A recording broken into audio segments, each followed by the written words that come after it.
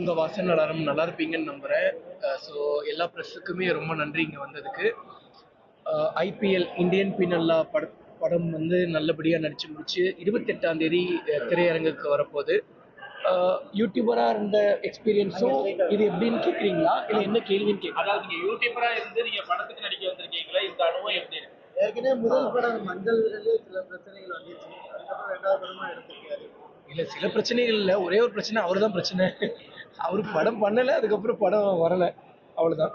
இங்கே எல்லாமே ப்ரொஃபஷனலாக இருந்துச்சு. ஸ்டார்ட் பண்ணாங்க, எல்லாமே டக்கு டக்குன்னு எல்லாமே நல்லபடியாக நடிச்சு முடிச்சு படம் எல்லாமே முடிச்சு 28ஆம் தேதி ரிலீஸ் ஆக போகுது. அது போக சார் ஒரு கேள்வி கேட்டிருந்தார், யூடியூபராக இருந்து இப்போ படம் நடிக்கிற அளவுக்கு வந்திருக்கீங்களே, அதுக்கும் இதுக்கு என்ன டிஃப்ரென்ஸ்ன்னு சொன்னாங்க. ஸோ எப்படி இதில் டிஃப்ரென்ஷியேட் சொல்கிறது, பேசிக்காக அங்கேருந்து இங்கே வரும்போது கேமரா ஃபியர் இருக்காது. பட் என்னதான் இருந்தாலும் அந்த ஒரு க்ரௌட் ஃபியர் அதெல்லாம் சின்னதாக இருக்கும் இல்லைங்க. ஸ்டார்டிங் மட்டும் ஒரு மாதிரி இருந்துச்சு, 2வது நாள் 3வது நாள் போக போக அதுக்கப்புறம் எல்லாமே நார்மல் ஆயிடுச்சு. இந்த படத்தோட கதை பார்த்தீங்கன்னா அஜித்குமார் திருப்பூர் அஜித்குமார் படம் வந்து அவர் வந்து படம் எடுத்தாரா, கேட்கல நீங்கள் படமா எடுத்தாரா, இல்லை உங்களுக்கு லாஸ்ட் படமா ஒரு சில பாடங்கள் எடுத்தாரான்ற விஷயம் அதை எப்படி பார்க்கணும்? சினிமாவே ஒரு என்டர்டெயின்மெண்ட் அண்ட் பாடங்கள் தானே, அது எல்லாமே வந்துடும்ல. உங்களுக்கு பொதுவாகவே பார்த்தீங்கன்னா சட்ட ரீதியான பிரச்சனைகள் நிறைய வருது இல்லை, அதை எதிர்கொள்வதற்கு இந்த படத்துல தான் படமா எடுத்தாரா, அந்த படத்துல இருந்து ஒரு பாடம் எடுத்தாரா? இல்லை எல்லாருமே பொதுவாக வந்து பார்த்துட்டிங்கன்னா சட்டங்கள் தெரிஞ்சுக்கணும். ஸோ ஸோ வந்து லாயர்ஸ் எல்லாமே இருக்காங்க. இங்கே பாருங்க, இங்கே ஒரு லாயர், அங்கே ஒரு லாயர். ஸோ அப்படி இருக்கும்போது வந்து பார்த்தீங்கன்னா படமும் வந்து பண்ண நல்ல ஒரு லா ரீதியான ஒரு இது. ஸோ பொதுமக்கள் எல்லாருமே தெரிஞ்சுக்கணும் எல்லா லாவுமே. ஸோ அதுக்காக ஒரு நல்ல ஒரு கதையோட படம் எடுக்கணும். இல்லை நிறைய வழக்குகள், நிறைய பிரச்சனைகள், இதுக்கு நடுவுல இந்த படத்துல நடிக்கிறதுக்கு உங்களுக்கு எப்படி அந்த மனதைரியம் வந்து எப்படி கான்செப்ட் பண்ணீங்க, எப்படி நடிச்சீங்க? என்னது, என் மேலே எந்த ஒரு தவறான வழக்குகளும் கிடையாது. மோட்டார் வெஹிக்கிள் ஆக்ட் அந்த மாதிரியான ஒரு எல்லார் மேலேயும் இருக்கக்கூடிய அதே இதுதான். இப்போ உங்களோட வண்டி நம்பர் பிளேட் போட்டாலே எம்எல்ஏ என்ன கேஸ் இருக்கும், அது உங்கள் வண்டி மேலேயும் இருக்கும். ஸோ அந்த மாதிரி தான், அதில் என்ன கால் ஷீட் தர்றது. ஸோ வந்து நம்ம யூடியூப் பண்ணுறோம், அது போக நமக்கு என்ன நம்ம எப்படி வேணால் ஷெடியூல் பண்ணிக்கலாம்ல. ஸோ நான் அதனால் நீங்கள் என்ன டேட்டுன்னு சொல்லுங்கள். ஸோ அதுக்கேற்ற மாதிரி நான் என்னோட ஒர்க்கை ஷெடியூல் பண்ணிக்கிறேன்னு சொல்லி அவங்க கொடுத்த டேட்டுக்கு தான் நான் போனேனே தவிர நான் என்னோட கால் ஷீட் நான் எதுவுமே தரல. படத்துல வண்டிகள் ஓட்டலாமல் லைசன்ஸ் இருந்தா எங்கெல்லாம் ஓட்டலாம்னா, நான் உங்ககிட்ட கேட்குறேன், லைசன்ஸ் இருந்தா எங்கெல்லாம் ஓட்டலாம்? ஓகே, லைசன்ஸ் இல்லைன்னா எங்கெல்லாம் ஓட்டலாம் அப்படின்னு நீங்க நினைச்சிட்டு இருக்கீங்க. அந்த வீடு மாதிரி இருக்கக்கூடிய நம்மளோட பிரைவேட் ஏரியா, என்ஓசி இருக்கக்கூடிய ஏரியா, அதுக்கப்புறம் நம்ம பெர்மிஷன் வாங்கின ஏரியால எல்லாம் ஓட்டலாம்ல. நீங்களே தலையாட்டுறீங்க, அப்ப அதுதான் நாங்களும் பண்ணியிருக்கோம். எல்லாமே லீகலா வந்து பார்த்துட்டீங்கன்னா எல்லாமே நாங்கள் பண்ணியிருக்கோம். அதே மாதிரி இந்த படத்துல அதாவது பர்மிஷன் கேட்டு ரோடெல்லாம் அவாய்ட் பண்ணி லாக் பண்ணிட்டு தான் தண்ணி தான் எடுத்தோம். அதே நேரத்தில் நிறைய ஷார்ட்ஸ்ல பார்த்தீங்கன்னா தூக்கு போட்டு எடுத்துருக்கோம். ஏன்னா இது பிரைவேட் ஏரியா இருக்கும் அப்படின்றதுக்காக நிறைய வந்து டூப் போட்டு தான் எடுத்தோம். அதனால ஏன்னா பிகாஸ் ஆஃப் இவரோட பார்த்து, அதாவது இவர் அந்த படத்துல பார்த்தீங்கன்னா இவர் வீலிங் எல்லாம் பண்ணுவார். பட் ஆனால் சைடில் வரவங்க தான் வீலிங் பண்ணுவாங்க. ஆனால் பட் இவர் வந்து வீலிங் பண்ண விடலை. ஏன்னா அது ஒரு லைவான ஷாட், அவர் இவர் பேஸ் தெரியும். அதனால வந்து அதெல்லாம் எடுக்க வேண்டாம். ஏன்னா அவரை பார்க்குற பசங்க ரசிகர்கள் இந்த வண்டியெல்லாம் பேர் ஓட்ட ஆரம்பிச்சிருவான்றதுக்காக அந்த சீனை ஆல்ரெடி இருந்தது.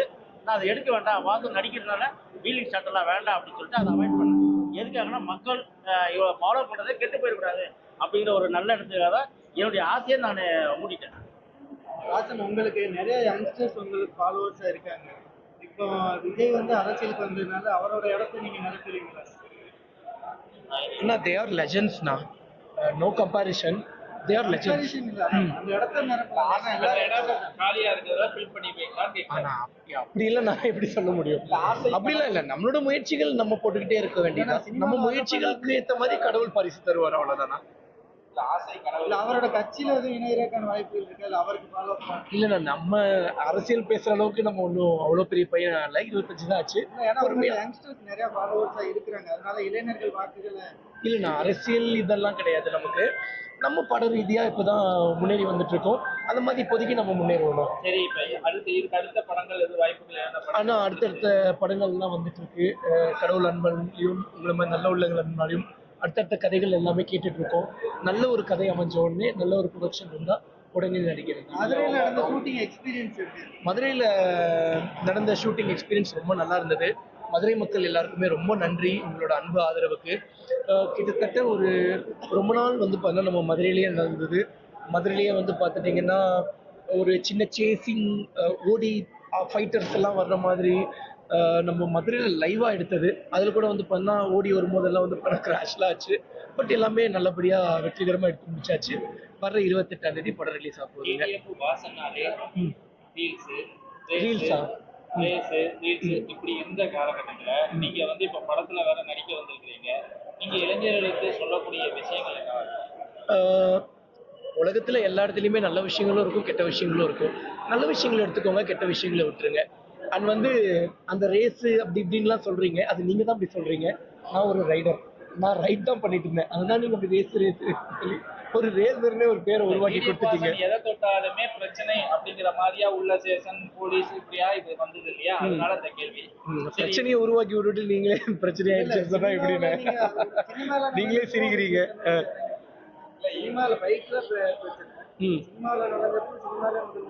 இல்ல சினிமால எந்த ஒரு பிரச்சனையும் வரலையே எனக்கும். அது அவரே அவரோட கதையில வந்து அவரே ஹீரோவா பண்றேன்னு சொல்லி அவரு ஹீரோவா ஏற்படுத்திட்டு அவர் போய்கிட்டாரு. என்னால எந்த ஒரு பிரச்சனையும் யாருக்கும் வந்தது கிடையாது.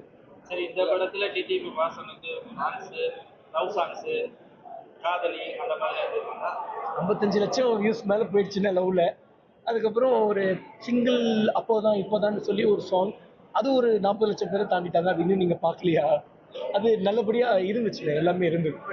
சங்கர் மணிரத்னம் அவங்களோட சேர்ந்து என்னங்க சார்? இயக்குனர் சங்கர் சார் மணிரத்னம் சார் யார் சாரோட சேர்ந்து படங்கள் பண்ற மாதிரியான இதுதானே தேர் லெஜெண்ட்ஸ். அவங்களுக்கு வாய்ப்புக்காக எதிர்பார்த்து காத்துட்டு இருக்கேன். இப்போ உங்க 2 பேரோட பர்சனல் லாயர் எங்க இருக்காங்க? மதுரையில் இருக்கக்கூடிய உங்களுடைய கார் எப்போ வீட்டு கிட்டத்தட்ட ஒரு 1.5 வருஷமா வந்து பார்த்தீங்கன்னா இஎம்ஐ பே பண்ணிட்டு தான் இருக்கேன். அதுக்கான எல்லா இதுவுமே என்கிட்ட இருக்கு. ஸோ ஃபோனை ஸ்பீக்கரில் பேசுனதுக்கு இவ்வளோ பண்ணுறது ரொம்ப அநியாயம்னு தான் நான் சொல்லுவேன். அது ரொம்ப மனசு வருத்தமாக இருக்குது. ஏன்னு வந்து பார்த்துட்டிங்கன்னா நம்ம ஒரு இஎம்ஐயில் ஒரு பொருள் வாங்கிட்டு வந்துடுறோம். பொருளும் இருக்கும், மாதம் மாதம் நம்மளும் காசு கட்டிகிட்டு இருப்போம்.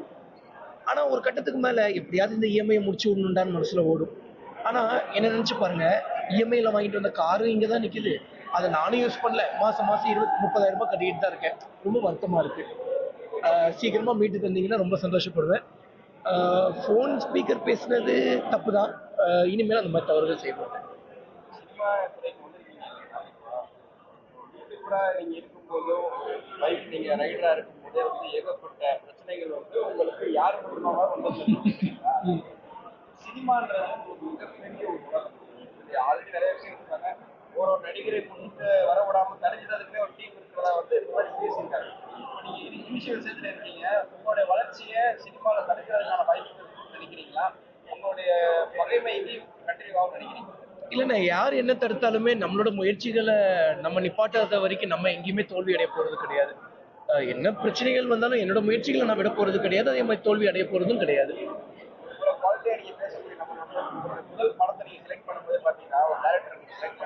என்னன்னா இவ்வளோ குவாலிட்டியாக பேசுறீங்க, பட் அப்புறம் எப்படி ஃபர்ஸ்ட் படத்தை அப்படி நீங்கள் நல்லா பேசுறீங்க, ஒரு விஷயங்கள் ஈக்குவலாக ஆன்சர் பண்ணுறீங்க. அவ்வளோ விஷயங்கள் இருக்கும்போது ஒரு டேரக்டரை செலக்ட் பண்ணும்போது முதல் படத்தில் தவறு பண்ணிட்டோம் நீங்கள் ஃபீல் பண்ணுறீங்க. அது பார்க்கும்போது எங்களுக்கே தெரியுது. அந்த கதைகள் கேட்கும்போது அந்த விஷயங்களோட ட்ராவல் பண்ணணும் உங்களுக்கு தெரியல. இல்லை, தவறு பண்ணிட்டேன்னு என்றைக்குமே நான் நினைக்க போகிறது கிடையாது. அது எனக்கு ஒரு எக்ஸ்பீரியன்ஸ். ஸோ அந்த ஒரு எக்ஸ்பீரியன்ஸை நான் கெயின் பண்ணதுனால தான் இப்போ எனக்கு நல்ல ஒரு டேரக்டர் கிடைச்சாரு, நல்ல ஒரு ப்ரொடக்ஷன் டீம் கிடைச்சாங்க, நல்ல ஒரு படம் கிடைச்சிருக்கு. வர 28ஆம் தேதி ரிலீஸ் வரைக்கும் நாங்கள் எடுத்துகிட்டு வந்துட்டோம். ஸோ அது எனக்கு ஒரு எக்ஸ்பீரியன்ஸ். இப்போ கூட ஒரு டைம் ட்ராவல் பவர் கிடைச்சு எல்லாத்தையும் போய் மாற்றிடுவீங்களான்னு கேட்டால் எதையுமே நான் மாற்ற மாட்டேன். ஏன்னா நடப்பதெல்லாம் நன்மைக்கு, எல்லாமே ஒரு எக்ஸ்பீரியன்ஸ்க்காக தான். எல்லாமே ஒரு எக்ஸ்பீரியன்ஸ் நமக்கு கற்றுக் கொடுத்துருக்கு. வாழ்க்கையில் நிறைய பாடங்கள் கற்றுக் கொடுத்துருக்கு. அதே மாதிரி அந்த கதையை நீங்கள் ஏன் சூஸ் பண்ணீங்க, அந்த டேரக்டரை ஏன் சூஸ் பண்ணீங்கன்னா, வாய்ப்புகள் ஒன்று எனக்கு கொட்டி கிடக்கல. வாய்ப்புகள் வர்றது ஒன்று. அந்த வாய்ப்பை நம்ம எப்படி யூட்டிலைஸ் பண்ணி முன்னுக்கு வர முடியும்னு தான் நான் முயற்சி பண்ணேன்.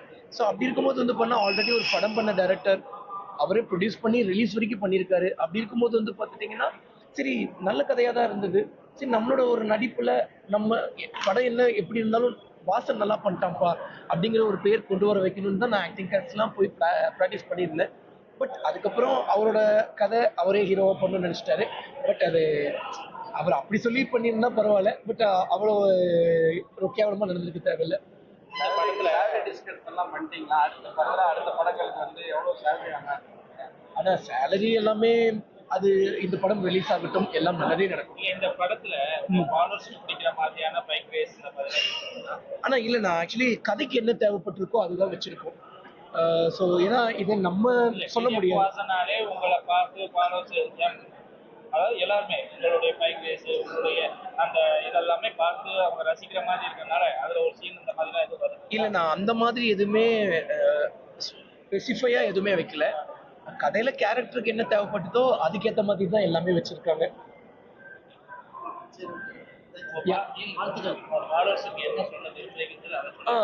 நம்ம பசங்களுக்கு என்ன சொல்ல போறேன்னா, எங்க போனாலும் பார்த்து பத்திரமா சேஃபா போங்க, ஹெல்மெட் போட்டுட்டு போங்க. அப்ப என்ன சொல்றனோ அதுதான் இப்போ வரைக்கும் சொல்றோம். நல்ல விஷயங்கள் எடுத்துக்கோங்க, கெட்ட விஷயங்கள் விட்டுருங்க. ஏன்னா வாழ்க்கையில நீங்க யாரை பார்த்தாலுமே சரி, ஸோ அண்ணனை பார்த்தாலும் சரி, சாரை பார்த்தாலும் சரி, என்ன பார்த்தாலும் சரி, இல்லை வேற யாரை பார்த்தாலுமே நிறைய குட் குவாலிஃபிகேஷன்ஸ் இருக்கும். அண்ட் ஏதாவது ஒரு சின்ன சின்ன தவறுகளும் இருக்கும். நல்ல விஷயங்கள் எடுத்துருங்க, கெட்ட விஷயங்களை விட்டுருங்க. அண்ட் வர்ற 28ஆம் தேதி நம்மளோட IPL இந்தியன் பீனலா படம் ரிலீஸ் ஆக போகுது. மறக்காம ஃபர்ஸ்ட் ஷோ வந்து பார்த்துருங்க. நன்றி நன்றி நன்றி நன்றி. நீங்க நார்மலா ஷூட்டிங் வந்ததா இருக்கட்டும், இல்ல கேசிங் வந்ததா இருக்கட்டும், இப்போ இந்த லான்ச்சிங் வந்தது எப்படி இருக்கு? ஒவ்வொரு எக்ஸ்பீரியன்ஸும் முதல்ல இந்த பீப்புளோட ரெஸ்பான்ஸ் எப்படி இருக்கு உங்களுக்கு? ரசிகரோட ரெஸ்பான்ஸ்? அதுதான், மதுரை வரணும்னாலே நான் ரொம்ப ஹாப்பி ஆயிடுவேன். அது காரணம் வந்து பார்த்தீங்கன்னா நம்ம மதுரைக்காரங்க தான். அது உங்களுக்கு தெரியாதது ஒன்றும் இல்லை. அது ரொம்ப செம்மையா அவ்வளோ கனெக்டடா இருப்பாங்க நம்ம பசங்க. ஸோ மதுரை மக்களுக்கு எல்லாருக்குமே ரொம்ப நன்றி. இந்த மதுரையை பார்த்துப்பீங்க, இந்த பேச்சு வழக்கு, இதுல இந்த பேச்சு வழக்குல உங்களுக்கு என்ன டயலாக் நல்லா பிடிச்சிருப்பாரு மதுரை மக்கள் பேசுறாங்க? அண்ணே அண்ணே அப்படின்னு அண்ணேன்னு சொல்லுவாங்கல்ல, அது ரொம்ப பிடிக்கும். படத்துல நீங்க எந்த டயலாக் நல்லா ரீச் இருக்கும் அப்படின்னு எதிர்பார்க்குறீங்க மக்கள் மத்தியில? ஏதாவது டயலாக் அது சரியான ஒரு டைலாக் இருந்துச்சு, ஆனால் அதை தூக்கிட்டோம்.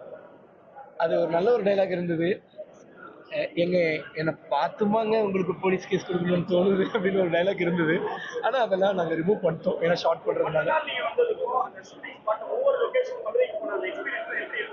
ரொம்ப நல்லா இருந்துச்சு. பசங்களாம் அவ்வளோ சப்போர்ட்டிவாக இருந்தாங்க. ஸோ கிட்டத்தட்ட நிறைய ஆர்டிஸ்ட்லாம் இருந்தாங்கல்ல. ஸோ ரொம்ப நல்லா இருந்தது. நன்றி நன்றி நன்றி.